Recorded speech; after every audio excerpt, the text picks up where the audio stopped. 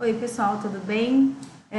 Estou aqui hoje então para falar um pouco sobre o caso Dora, a pedido da minha e querida aluna Franciele. Quero agradecer o convite. Vocês estão vendo essa tela estranha, daqui a pouquinho eu vou mostrar para vocês uns slides curtinhos assim para a gente poder falar do caso Dora. Para a gente ter uma ideia, foi um caso. Eu não vou aqui falar do caso para vocês, né? Eu vou preferir que vocês então leiam o caso, né? Mas o meu trabalho é, de acordo com o que a Fran me pediu, trazer alguns aspectos teóricos do caso que o Freud tenha desenvolvido. Então, ele foi um trabalho, né, escrito desde 1901 e publicado em 1905, sob o título Fragmento da Análise de um Caso de Histeria. Ele também é conhecido como Caso Dora. Adiante, o nome da Dora foi efetivamente divulgado, então, como caso Dora, ela chamava-se primeiro Ida Bauer, depois Ida Adler.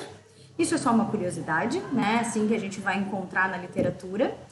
É importante salientar que o caso Dora, ele teve duração de 3 meses, né? Uma duração curta, e o Freud fala sobre isso. Ainda assim, ele é um caso emblemático, porque ele consegue concentrar dentro dele muitos dos aspectos iniciais da teoria e que fizeram com que conceitos que até hoje a gente valida e utiliza, né? Que são conceitos que a gente vai ver aqui.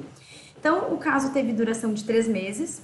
O Freud recebeu críticas por estar tratando uma moça virgem de 18 anos, como se isso pudesse ser um problema, como se isso confirmasse, né, a ideia de que o Freud, enfim, era alguém muito além do seu tempo para as questões sexuais. Ele, dentro disto, né, ele coloca assim, que neste trabalho os aspectos sexuais foram discutidos com franqueza, como deveriam ser todos os casos. Até em um momento do texto ele diz assim, os gatos devem ser chamados de gatos, então a gente não tem que ter medo, né, de falar as coisas, né, e de dizer aquilo que é importante dentro de um caso, e é o que a gente aprende também na técnica, né? Nós não podemos usar subterfúgios, né? Nós temos que usar as palavras como elas são. Então, no caso Dora, ele começa a falar sobre as questões sexuais, as origens sexuais dos sintomas, né, sem grandes pudores. Ele nos dá algumas dicas também, no caso Dora, sobre a anamnese e a amnésia, ou seja, que aspectos do paciente são esses que ele esquece, que partes da história são essas que o paciente conta, e aí ele fala em algum momento também da insinceridade do inconsciente. Isso aqui eu estou falando para vocês para gerar curiosidade, para que vocês possam buscar depois.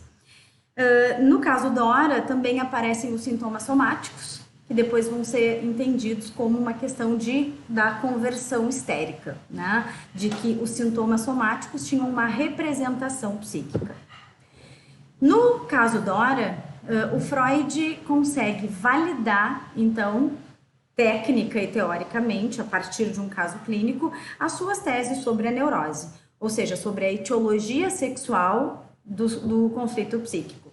Como que se dá isso? Não sei se vocês já leram ou se não leram, mas muito resumidamente, o caso Dora gira em torno da amizade da Dora com um casal amigo dos seus pais, o Sr. K e a Sra. K.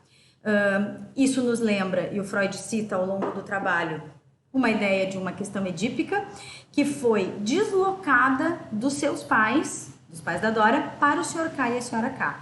Com um pequeno problema, não tão pequeno assim, o problema de que o Sr. K teria, de certa forma, investido, né, sobre a Dora, né, teria demonstrado interesse por ela, o que significa realizar uma fantasia, o que é muito assustador para o psiquismo e que pode então ter sido, Freud supõe que tenha sido a origem dos conflitos da Dora. Muito embora ela tenha questões de neurose infantil desde muito cedo, que vão aparecer nos sonhos, mas isso é um outro assunto. Eu trago uma passagenzinha que diz assim, os doentes são dominados pela oposição entre a realidade e a fantasia.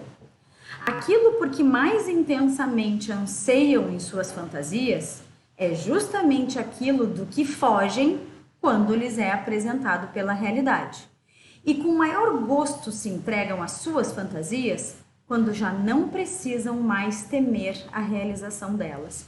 Então, isto é um grande é um pensamento bastante profundo sobre a questão edípica, por exemplo, né? Sobre a questão de fantasiar, a questão de que quando essa fantasia vira realidade, ela pode se tornar sofrimento e ela não é mais sofrimento quando a sua realização já não é mais temida. Isso é o que vai fazer o processo de análise, que não deu tempo exatamente de fazer no caso Dora, porque foi bastante curto. Neste trabalho, então, existe a validação do tratamento psicanalítico através da interpretação dos sonhos e da associação livre, porque fazendo com que a Dora falasse sobre o caso, falasse livremente sobre o que ela sentia, novamente sem pudores, interpretando os sonhos repetitivos que ela tinha desde a infância, o Freud entendeu que a Dora pôde em algum momento significar o que tinha havido entre ela e o Sr. K, em termos de fantasias. Então, rapidamente falando, que foi isso que a Fran me pediu, isso que a gente pode entender do caso Dora. Na questão da associação livre, aqui nesse trabalho Freud faz questão de diferenciar catarse, hipnose e associação livre. Então, neste caso da Dora, o que realmente funcionou foi a associação livre. Então, para vocês saberem se isso realmente aconteceu, vocês vão ter que ler o caso, tá bem? Gente, muito obrigada, agradeço a atenção de vocês. Deixo aqui os meus contatos, se alguém quiser tirar alguma dúvida comigo. Aqui acabei de ver que tem um errinho no meu e-mail, é ckzogby@lzpsicologia.com.br. Se alguém quiser entrar no nosso site também, lzpsicologia.com.br, e conhecer a gente nas redes sociais. Gente, muitíssimo obrigada, um bom trabalho para vocês e até mais.